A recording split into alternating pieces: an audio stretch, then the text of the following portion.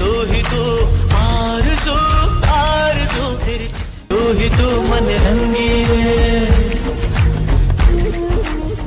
एक लड़की को देखा तो ऐसा। दोस्तों, आज मैं आपको बताने जा रहा हूँ उस अदाकारा की कहानी जिसका तल्लुक नेपाल की सबसे पावरफुल फैमिली से था। उन्हें 90 की दहाई की सबसे कामयाब और खूबसूरत अदाकारा होने का एजाज हासिल है।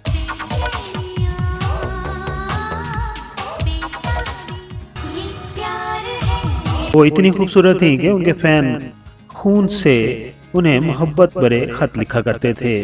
जी हाँ, मैं बात कर रहा हूँ अदाकारा मनीषा कोइराला की। मनीषा कोइराला 16 अगस्त 1970 को नेपाल के शहर हेरात नगर में पैदा हुई। आपका तल्लुक नेपाल की पॉलिटिशियन फैमिली से था। आपके दादा पुष्पवाशर प्रसाद कोइराला नेपाल के वजीर आजम रह चुके थे, जबकि आपके वालिद एक MNA रहे हैं। जबकि आपके भाई का नाम है सुधारत कोइराला और वो भी बॉलीवुड के अदाकार हैं। मनीषा कोइराला ने अपनी इब्तदाई जिंदगी इंडिया के शहर दिल्ली और मुंबई में गुजारी। उन्होंने अपनी मैट्रिक तक की तालीम हासिल करने के बाद अपने फिल्मी कैरियर का आगाज नेपाली फिल्म फेरी बुटाला से किया था, मगर बाद में अपनी तालीम को मुकम्मल करने के लिए उन्होंने दिल्ली के आर्मी पब्लिक स्कूल में दाखिला लिया। वो डॉक्टर बनना चाहती थी, मगर वो अपनी तालीम को जारी रख न सकी और अपना फिल्मी कैरियर बनाने के लिए मुंबई चली आई। उन्होंने अपना डेब्यू सुभाष गेई की डायरेक्शन में बनने वाली ब्लॉकबस्टर फिल्म सुदागर से किया।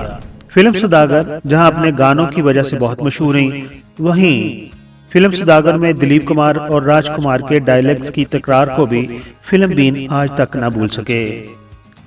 सुदागर के बाद मनीषा ने फिल्म यलगार, अनमोल और धनवान वगैरह में काम किया, जिनमें उनकी फिल्म यलगार ने बॉक्स ऑफिस पर खिड़की तोड़ बिजनेस किया और वो प्रोड्यूसर और डायरेक्टर्स की अवलीन तरजीह में शामिल हो गईं।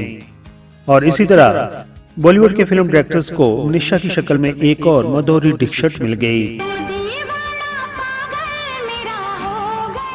और फिल्म विनों ने उन्हें 90 की दहाई में बॉलीवुड की सबसे खूबसूरत अदाकारा का खिताब दिया। बात करते हैं उनकी फिल्म ए लव स्टोरी 1942। इस फिल्म में उन्होंने अदाकार नील कपूर की हीरोइन का किरदार अदा किया था। इस फिल्म में उनका किरदार रज्जू के नाम से था। फिल्म के प्रोड्यूसर और डायरेक्टर यश चोपड़ा ने इस किरदार के लिए पहले अदाकारा माधुरी दीक्षित को कास्ट किया, मगर बाद में उन्होंने माधुरी दीक्षित को कास्ट से अलग करके मनीषा को कास्ट कर लिया था। ये मनीषा की बहुत बड़ी कामयाबी थी।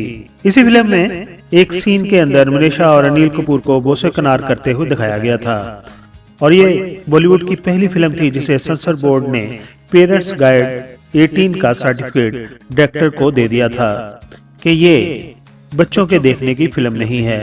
और इसी फिल्म का एक गीत बहुत ही मकबूल हुआ था, जिसके बोल थे, एक लड़की को देखा तो ऐसा लगा। गीत लिखने वाले जुवेद अख्तर ने कहा था, असल में ये गीत तो मैंने अदाकारा माधुरी दीक्षित के लिए लिखा था, लेकिन यश चोपड़ा ने जब माधुरी दीक्षित को फिल्म से अलग कर दिया और फिर फिल्म की कास्ट में मनीषा को बतौर हीरोइन शामिल कर लिया, तो ये गाना उन पर फिल्माया गया।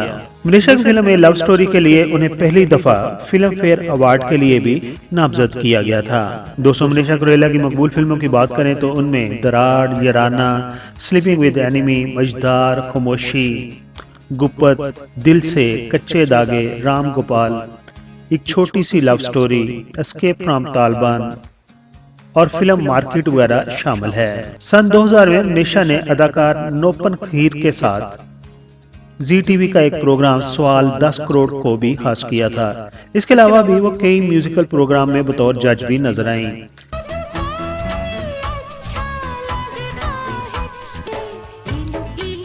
90 की दहाई के आखिर पर वो अदाकार नाना पाटेकर, जो कि उनसे उम्र में 20 साल बड़े थे, उनकी मोहब्बत में गिरफ्तार हो गईं और उनका ये फेर काफी अरसा तक चलता रहा। फिर जब उन दोनों का ब्रेकअप हुआ तो वो अल्कोहल गर्ल बन गई, यानी कि नशे की आदी हो गई।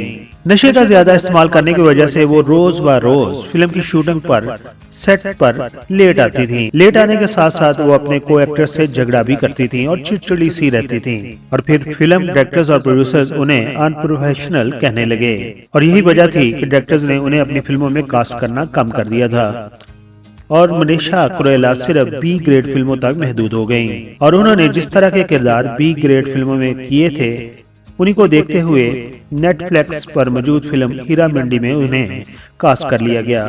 दोस्तों, 29 नवंबर 2012 का दिन मनीषा कोइराला के लिए कोई इतना अच्छा साबित ना हुआ, क्योंकि उस दिन इंडियन मीडिया में एक खबर ने तहका मचा दिया कि मनीषा कोइराला को ओरियन कैंसर है। मनीषा ने अपने कैंसर का इलाज पहले तो मुंबई के एक हॉस्पिटल से करवाया, मगर डॉक्टरों के मशवरा के ऊपर वो अमेरिका चली गईं, और तकरीबन 5 साल के इलाज के बाद 2 मई 2017 को उन्हें अमेरिका के हॉस्पिटल ने कैंसर फ्री करार दे दिया गया।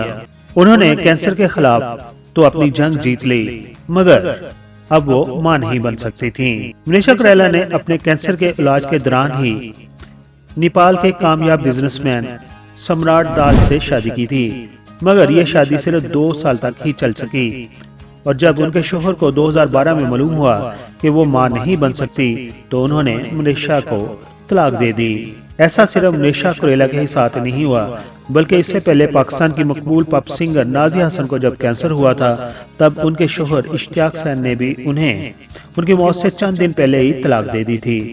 सन 2020 में मनीषा कोइराला ने एक कैंसर एजुकेशन फंड के नाम से ट्रस्ट कायम किया, जो उन बच्चों को मुफ्त तालीम देता है जो कैंसर से मुतासर हो चुके हैं।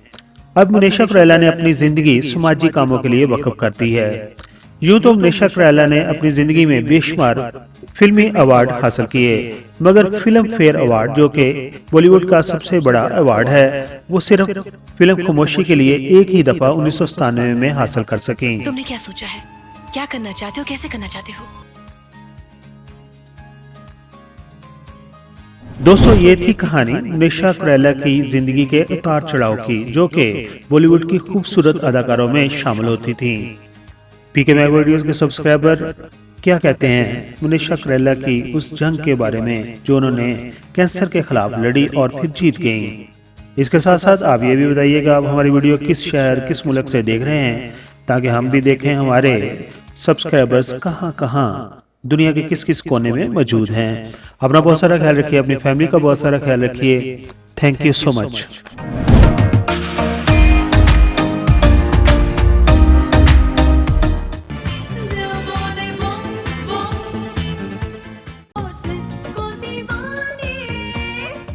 I am Nasa Hassan. Please like the video and subscribe PK Mega Videos channel.